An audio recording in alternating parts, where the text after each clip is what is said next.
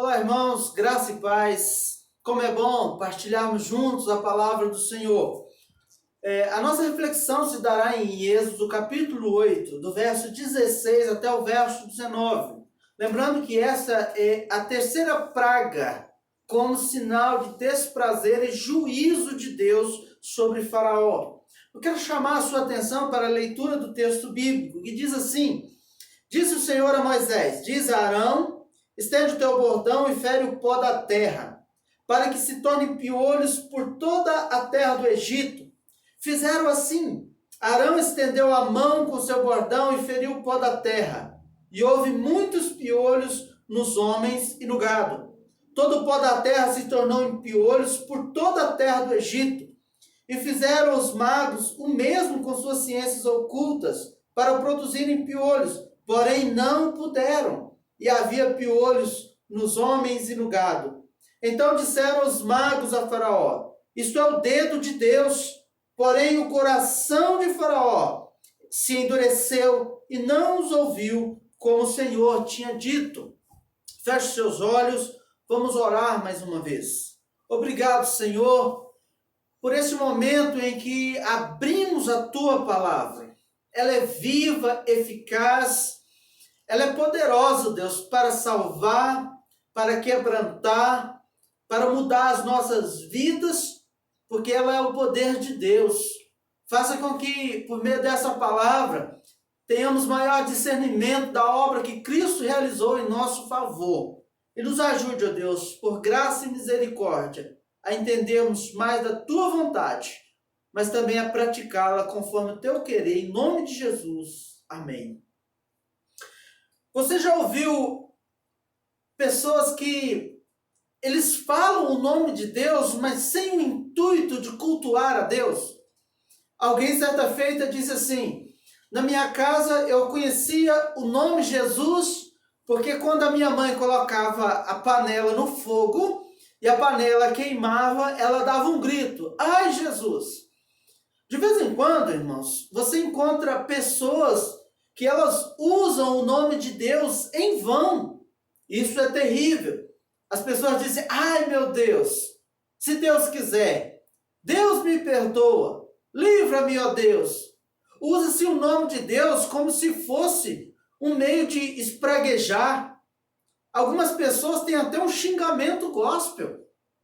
Usa-se o nome de Deus de tantas maneiras impróprias.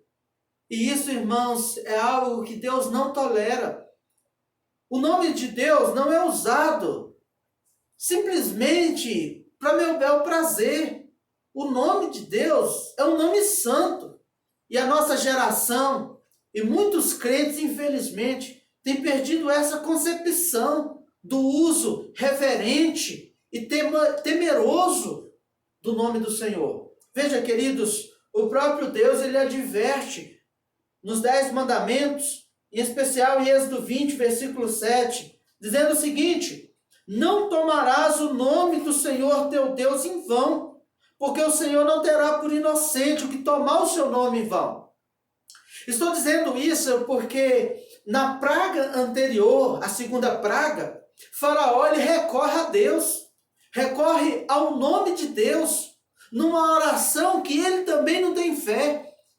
Faraó, ele invoca o nome do Senhor, ele recorre ao Deus bíblico, o Deus verdadeiro, para que abençoe a sua vida, para que abençoe o seu povo, para que abençoe a sua cidade. Mas o seu coração não temia a Deus. Portanto, que o último versículo desse texto lido diz que ainda que os magos reconhecessem o dedo de Deus, mas eles não temiam a Deus. Queridos, e esse é o alerta que eu quero deixar para nós. Nessa oportunidade, eu quero chamar a sua atenção e colocar o dedo numa ferida, na ferida da irreverência que existe no coração dos homens, na ferida de um coração que não teme e treme diante do Deus Todo-Poderoso. A nossa geração, infelizmente, muitas igrejas têm perdido o senso de temor, de aproximar-se daquele que é fogo consumidor. E isso é perigoso. O mesmo perigo que incorreu o coração obstinado e endurecido de Faraó. Há muitos religiosos que reconhecem a presença de Deus, que reconhecem a existência e os atos de Deus na história, na igreja e na sua família, mas que não temem o seu santo nome, e que solapem, que pisoteiam o nome de Deus. Hoje, nós precisamos pôr o dedo na ferida, relembrando algumas coisas. Primeiro, não tome o nome do Senhor em vão. Não invoque a Deus de uma maneira inútil, de uma maneira irreverente, insincera. Há muitas pessoas clamando a Deus, mas eles não têm compromisso com Deus. Se você se encaixa nesse padrão, você está perdido. Precisa ter um relacionamento sério e profundo com Deus. Olha o que as Escrituras nos advertem. Não tomarás o nome do Senhor em vão, porque o Senhor não terá por inocente o que tomar o seu nome em vão. Você é culpado das vezes que prestou um culto irreverente. Você é culpado das vezes que a sua oração, nem você mesmo acreditava nela. Você é culpado porque fez uma oração egoísta, porque buscou a Deus como se Deus fosse um ídolo manipulável por você, como se Deus estivesse comprometido com suas motivações, com o seu coração obstinado, teimoso, incrédulo. Deus não tem compromisso com desejos carnais. Deus não é um ídolo para ser manipulado. É eu e você que precisamos nos dobrar reverentemente e humildemente diante do Senhor. É eu e você que precisamos nos dobrar à sua vontade e submeter à sua ordem, à sua missão, à sua palavra. Mas o faraó teimoso achava que não. O faraó teimoso recorreu à oração de Moisés, recebeu a bênção, o alívio para a sua vida e para os egípcios, mas ele continuou no caminho de morte.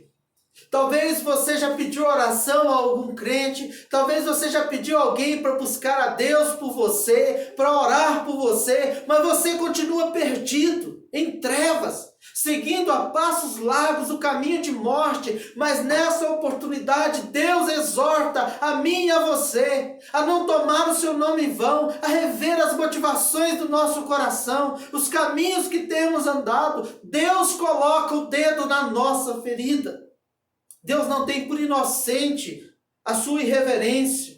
Deus não tem por inocência e desculpável a falta de compromisso minha e sua com Ele, com a sua palavra, com a sua missão, com a igreja. Não tem desculpa diante de Deus. Assim como o faraó era indesculpável e pagou um alto preço por sua rebelião, por andar no caminho que agradava o seu próprio coração. Não espere que isso aconteça com você. Volte-se para Deus. Siga pelo caminho estreito. Renuncie à carnalidade, os desejos tão fúteis da sua vida, para ser semelhante a Cristo Jesus, para ser santo, para viver a vontade de Deus, para cumprir os seus propósitos. O apóstolo Paulo, ele chama a nossa atenção em Gálatas 6, 7 e 8, dizendo que de Deus não se zomba. Não vos enganeis. De Deus não se zomba, pois aquilo que o homem semear, isso também se fará. O apóstolo Paulo está dizendo que é um alto engano eu e você pensarmos que podemos manipular Deus, que podemos enganar Deus, que podemos esconder de Deus o nosso coração, a motivação do nosso coração, as nossas reais intenções do Senhor. Paulo diz: não vos enganeis. Não cometa esse auto-engano. Podemos esconder os nossos sentimentos e corações dos homens, das pessoas, mas de Deus não. Deus é aquele que sonda o coração. Deus é aquele que vê o mais profundo do nosso ser. Deus é aquele que de fato sabe as palavras que nem falamos ainda de forma audível. Estamos ainda projetando e arquitetando como falar, mas Deus já sabe toda, como diz o Salmo 139. Mas o apóstolo Paulo diz que aquilo que eu e você plantamos, nós vamos ceifar. A colheita que temos na nossa caminhada cristã, o estado que estamos em termos de relacionamento com Deus, de vida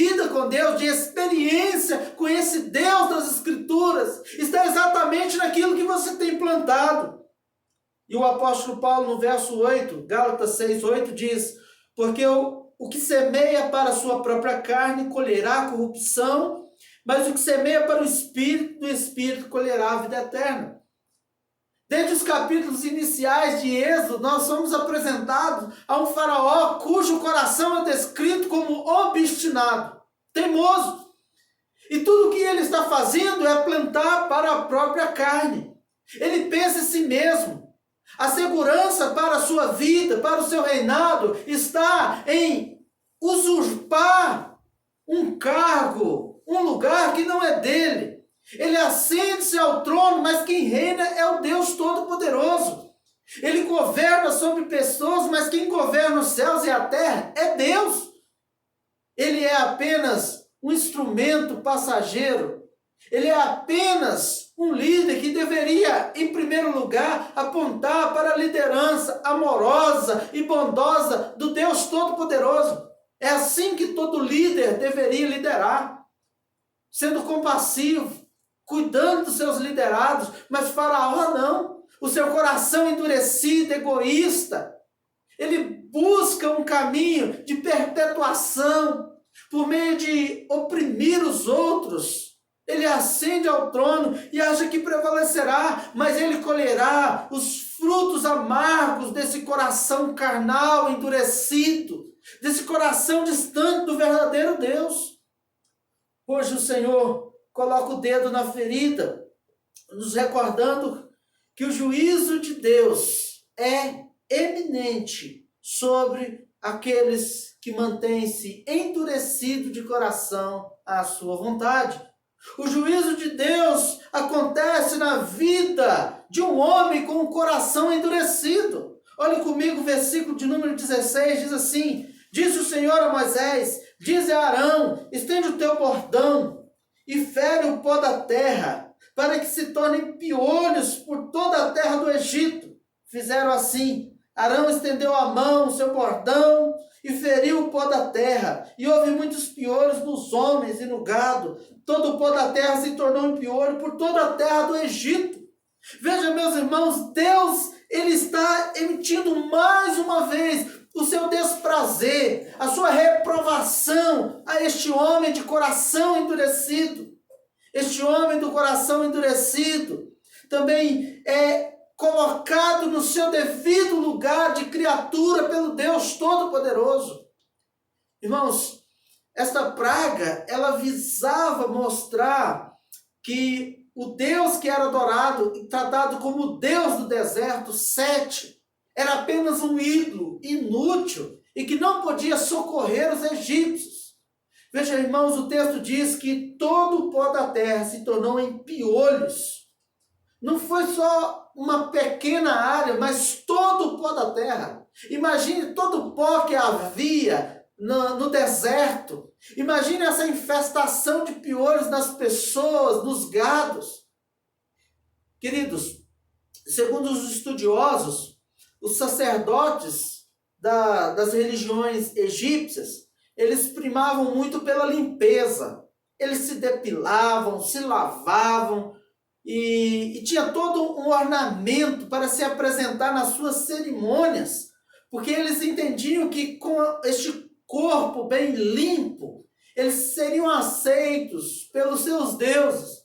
Mas agora eles estavam, irmãos, impregnados de piolhos por toda parte. Não somente ele, como os gados, e eles não podiam se limpar. Eles estavam numa situação em que teriam que ver a própria sujeira e desgraça que o pecado, que a idolatria e que as próprias trevas impostas por Satanás, por meio do ocultismo, os arrastavam.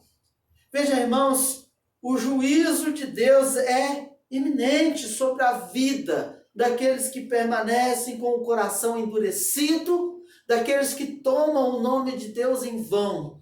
E Deus adverte eu e você que ainda continua assim. Como está o seu coração em relação a Deus? O salmista Davi, ele diz que Deus não despreza um coração quebrantado e contrito. Veja, irmãos, como anda o seu coração? O apóstolo Paulo, ele descreve o juízo de Deus sobre homens que permaneceram no caminho do pecado, pisoteando a graça, rejeitando o favor de Deus, rejeitando a existência de Deus. Ele descreve isso em Romanos, capítulo 1, a partir do verso 18, nas seguintes palavras: a ira de Deus se revela do céu contra toda a impiedade e perversão dos homens que detêm a verdade pela injustiça. Porquanto o que de Deus se pode conhecer é manifesto entre eles, porque Deus lhe manifestou. Porque os atributos invisíveis de Deus, assim o seu eterno poder, como também a sua própria divindade, claramente se reconhece desde o princípio do mundo, sendo percebidos por meio das coisas que foram criadas. Tais homens são por isso indesculpáveis, porquanto, tendo conhecimento de Deus, não glorificaram como Deus, nem lhe deram graças, antes se tornaram nulos em seus próprios raciocínios, obscurecendo-lhes o coração insensato, inculcando-se por sábios, tornaram-se loucos, mudaram a glória do Deus incorruptível em semelhança da imagem do homem corruptível, bem como de aves, quadrúpedes e répteis. Por isso Deus entregou tais homens à imundícia, pelas concupiscências do seu próprio coração, para desonrar o seu corpo entre si, pois eles mudaram a verdade de Deus em mentira, adorando e servindo a criatura em lugar do Criador, o qual é bendito eternamente. Amém. Por causa disso, os entregou Deus às paixões infames, porque até as mulheres mudaram o modo natural de suas relações íntimas por outro, contrário à natureza. Semelhantemente, os homens também, deixando o contato natural da mulher, se inflamaram mutuamente em sua sensualidade, cometendo torpezas, homens com homens, e recebendo em si mesmo a merecida punição do seu erro. E por haverem desprezado o conhecimento de Deus, o próprio Deus os entregou a uma disposição mental reprovável para praticarem coisas inconvenientes, cheias de toda injustiça, malícia, avareza e maldade, possuídos de inveja, homicídio, contenda, dolo e malignidade, sendo difamadores, caluniadores, aborrecidos de Deus, insolentes, soberbos, presunçosos, inventores de males, desobedientes aos pais, insensatos, pérfidos, sem afeição natural e sem misericórdia. Ora, conhecendo eles a sentença de Deus, de que são passíveis de morte os que tais coisas praticam, não somente as fazem, mas também aprovam os que assim procedem. Veja o caminho de rebelião, o caminho de afastar-se de Deus, de opor-se à vontade de Deus, insensibiliza o coração. É isso que o pecado faz. E Faraó, com o coração endurecido, ele está trilhando o caminho de morte. O apóstolo Paulo está descrevendo que esse caminho do endurecimento do coração, ele passa pela irreverência, por tomar o nome de Deus de uma forma que não considera sinceramente quem é Deus. A insensibilidade brota, a ingratidão, a autodestruição, a corrupção do próprio corpo, o desvirtuamento do relacionamento tão belo, familiar ou conjugal entre um homem e uma mulher. A dinâmica da família é afetada por causa da dureza do coração, os relacionamentos interpessoais. Nós nos tornamos presunçosos, egoístas. Contendas há nos nossos relacionamentos por causa da dureza do nosso coração. Nos tornamos soberbos, aborrecidos de Deus, desobedientes aos pais. Sabe por quê? Tudo isso está presente no meio da nossa sociedade, tratado como normal. Agora recebe, às vezes, o nome de: é você que quer viver assim, seja feliz. Ou recebe o nome de doenças. Mas não é assim, irmão, são pecados. Pecados caracterizando um coração distante de Deus. Pecados que arrastam para a morte. Pecados que evidenciam o desprazer de Deus também na nossa geração. Não foi somente Faraó, irmãos. Nos nossos dias, há muitos vivendo debaixo da ira e do juízo de Deus. É importante relembrarmos isso. É importante destacarmos, meus queridos irmãos, que eu e você, que tememos a Deus, devemos servi-lo com reverência, devemos nos aproximar dele com temor e tremor, considerando quem ele é, o Deus Santo, o soberano, o Todo-Poderoso, aquele que governa todas as coisas, aquele que controla, aquele que age poderosamente. Veja, o autor dos Hebreus, no capítulo 12, do verso 28 e 29, nos chama a considerar a reverência, a termos temor e tremor diante de Deus. Ele diz o seguinte: por isso, recebendo nós um reino inabalável, retenhamos a graça, pela qual sirvamos a Deus de modo agradável, com reverência e santo temor, porque o nosso Deus é fogo consumidor. Reter a graça e servir a Deus de modo agradável. Você tem feito isso?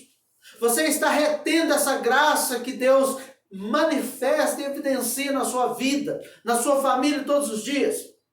O autor dos Hebreus diz que devemos servir a Deus de modo agradável. Pense na forma como você serve a Deus. O que é que você tem feito como serviço a Deus? É agradável? Mas ele diz que façamos isso também com reverência e santo temor, porque Deus é fogo consumidor. Mas outro aspecto que precisamos pôr o dedo na ferida é que a falsa crença, ela é insuficiente para trazer conforto, dar resposta ou trazer esperança ao coração do homem sem Deus, sem temor de Deus. O texto diz, irmãos, no verso 18, Êxodo 8, verso 18, e fizeram os magos os mesmos com as suas ciências ocultas, para produzirem piolhos, porém não o puderam. As duas primeiras pragas, eles conseguiram reproduzir algo. Eles conseguiram fazer uma imitação, porque Satanás ele tem poder, mas um poder limitado. Satanás age trazendo as pessoas para um caminho de trevas, de escuridão, de ignorância. Mas isso é insuficiente. Mas isso não pode trazer alívio real, conforto, libertação, esperança, tirar o medo do coração. Não há outro nome que traz esperança senão do grande eu sou, Jesus Cristo, aquele que era, que é e que há de vir. As pessoas têm procurado e colocado o coração em um falso Deus, e quando ela descobre a sua falsa crença, ela entra em desespero. Alguns suicidam, alguns tiram a própria vida por não colocar a esperança na rocha inabalável que é Jesus Cristo. Então Deus, quando emite esse juízo, Ele está demonstrando a insuficiência de uma falsa crença, de uma falsa religião, a limitação dos embustes, da enganação de Satanás. Somente Deus é o Todo-Poderoso. O Senhor nos adverte a buscá-lo, a rocha inabalável, a colocar a fé e a esperança nele, o grande eu sou, o único Deus vivo e verdadeiro. Quando o profeta Jeremias disse, eu quero trazer à memória o que me pode dar esperança, ele diz, as misericórdias do Senhor são a causa de não sermos consumidos. Ele não diz o meu dinheiro, o meu status social, a minha dinâmica da vida me traz conforto e esperança, o Bolsonaro ou qualquer outro político. Ele diz as misericórdias do Senhor. O salmista diz que feliz é a nação cujo Deus é o Senhor. Nós não podemos criar um sentimento e uma ideologia marxista para idolatrarmos o Estado e acharmos que todas as coisas são resolvidas pelo Estado e que tudo é culpa ou é responsabilidade do Estado. Você precisa assumir a sua responsabilidade. A sua vida às vezes não está bem, é por culpa sua, do pecado que você comete, que é contra Deus, mas também que destrói a sua vida e os seus relacionamentos. Não culpe o Estado, não culpe as pessoas pelo seu pecado. Se você vive uma vida em desespero, é porque o seu coração se apegou a outro Deus, que é um falso Deus. Mas o apóstolo Pedro nos convida a olharmos para o Deus vivo e verdadeiro, para o Pai, para o Filho, como bendita esperança para mim e você. Veja só, 1 Pedro, capítulo 1, do verso 3 a 9, diz assim: Bendito Deus e Pai de nosso Senhor Jesus Cristo, que segundo a sua muita misericórdia nos regenerou para uma viva esperança. Nos regenerou, nos fez de novo para uma viva esperança, mediante a ressurreição de Jesus Cristo dentre os mortos, para uma herança incorruptível, sem mácula, imarcessível, reservada nos céus para vós outros, que sois guardados pelo poder de Deus, mediante a fé, para a salvação, preparada para revelar-se no último tempo. Nisso exultais. Se alegra na bendita esperança, se alegre nas promessas de Deus, na salvação, nisso exultais, embora no presente, por breve tempo, se necessário, sejais contristado por várias provações, para que uma vez confirmado o valor da vossa fé, muito mais precioso do que o ouro perecível, mesmo apurado por fogo, redunde em louvor, glória e honra na revelação de Jesus Cristo, a quem não havendo visto a mais, no qual não vendo agora, mas crendo, exultais com alegria indizível e cheia de glória, obtendo o fim da vossa fé, a salvação da vossa alma. Veja, a bendita esperança que Deus promete ao seu povo, o lugar de descanso, a terra que mana leite e mel, são promessas que não perecem, que não se diluem com o tempo. São promessas benditas que duram eternamente. Há um deleite preparado eternamente para aqueles que servem e amam a Deus, para a igreja de Cristo, para o povo de Deus. Mas por último, queridos, eu quero destacar que uma falsa confissão de fé não nos aproxima de um serviço reverente a Deus. Veja, o verso de número 19 diz assim: Então disseram os magos a Faraó. Os magos vão concluir numa bela confissão de fé. Isto é o dedo de Deus. Veja, queridos, a simples confissão de fé não significa que esses magos agora eram convertidos. Há um engano muito grande que invade o coração dos cristãos atualmente, de achar que quando a pessoa diz eu creio em Deus, chama o nome de Deus, fala de Deus, fala de Jesus, fala da salvação, fala da Bíblia, isso não significa nada. Os demônios falavam que Jesus era filho de Deus. Tiago diz que até os demônios creem e estremecem diante do Senhor. Mas isso não significa que eles eram povo de Deus, que eles nasceram de novo, que eles eram salvos. Veja, queridos, eles fazem uma bela declaração, olhando para aquela praga e diz: isso é dedo de Deus. Não é o dedo do falso Deus que nós servimos, mas o dedo do Deus de Israel. Antes, Faraó já havia pedido a Moisés: ore ao seu Deus. Mas agora os magos tentaram fazer um embuste novamente e eles não puderam. Disse: isso é dedo de Deus. É Deus quem está nesse negócio. Reconhecer a existência de Deus não significa que você é salvo. Reconhecer que Deus age, reconhecer que Deus faz as coisas de uma forma poderosa, não significa que você nasceu de novo, que você é um filho de Deus. Há algumas exortações nesse texto para mim e para você. Primeiro, a mera confissão de fé em uma igreja e um batismo não significa que uma pessoa seja verdadeiramente cristã. Uma boa ortodoxia, falar de belas doutrinas bíblicas, mas não viver, não significa que essa igreja seja igreja de Cristo. Você pode ler Apocalipse 2, de 1 a 7, quando o Senhor Jesus ele exorta a igreja de Éfeso a voltar às boas obras, a lembrar de onde foi que ela errou, onde foi que ela caiu, e voltar ao primeiro amor. Uma igreja que desaprendeu a amar, uma igreja que se afastou de Cristo, mesmo sendo igreja de Cristo no nome.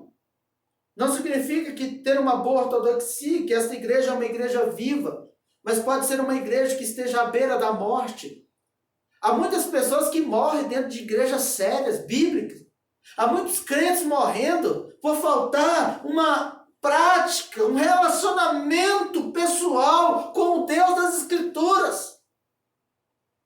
Fazer parte de uma igreja bíblica não significa que a pessoa é cristã ou que é salva.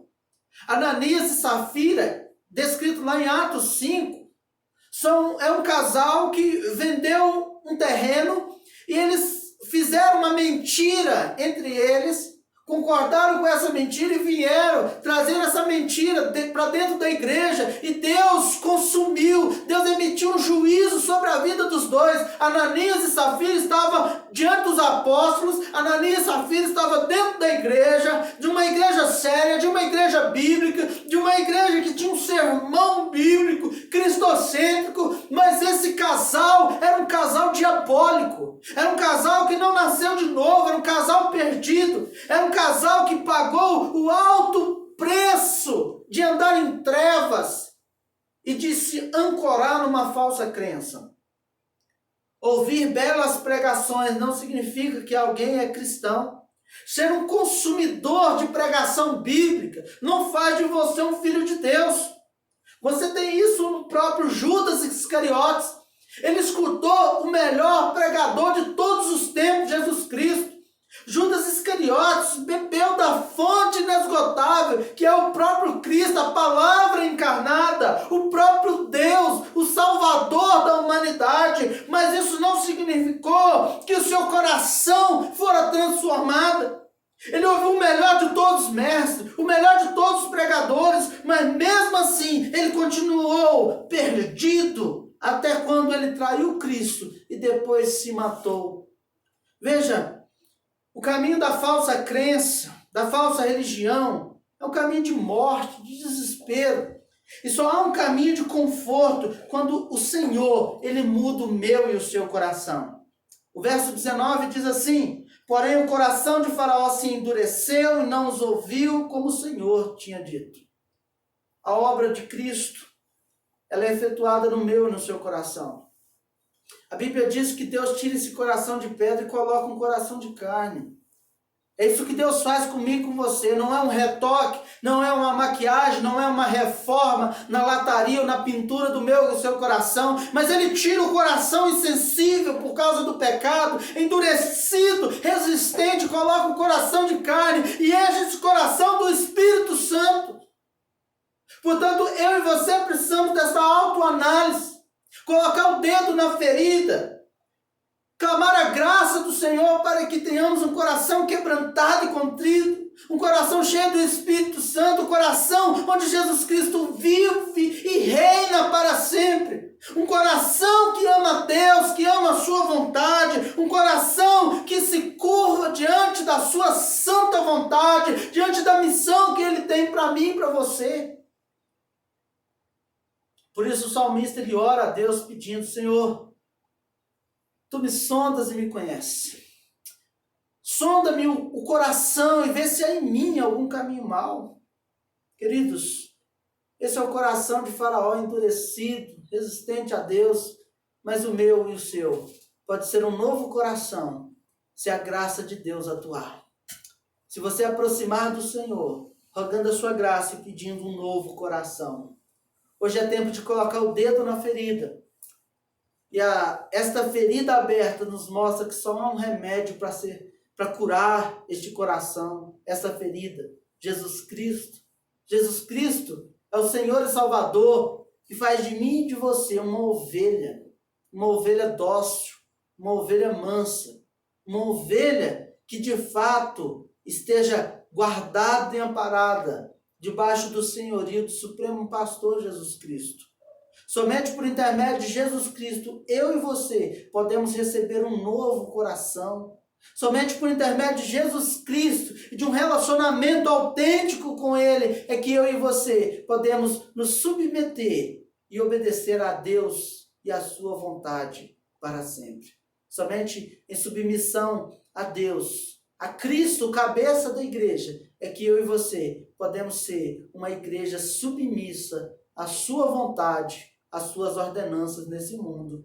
E que Deus nos ajude a sermos ovelhas de Cristo, a sermos uma igreja que de fato se caracteriza como um aprisco de Jesus, composta de pessoas que sejam submissas à voz do Supremo Pastor Jesus Cristo, que guia as nossas vidas em nome de Jesus. Oremos.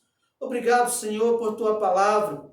Obrigado por quebrantar o nosso coração e nos edificar. E nos exortar, ó Deus, a sermos ovelhas que seguem a Cristo, que ouvem a sua voz e que guardam no coração as suas palavras. Ó Deus, perdoa os nossos pecados. Perdoa as vezes que invocamos o teu santo nome sem reverência, sem temor. Faça de nós, ó Deus, ovelhas que de fato vivem e que de fato, Deus, descansam nas tuas santas palavras, em nome de Jesus. Amém, Senhor.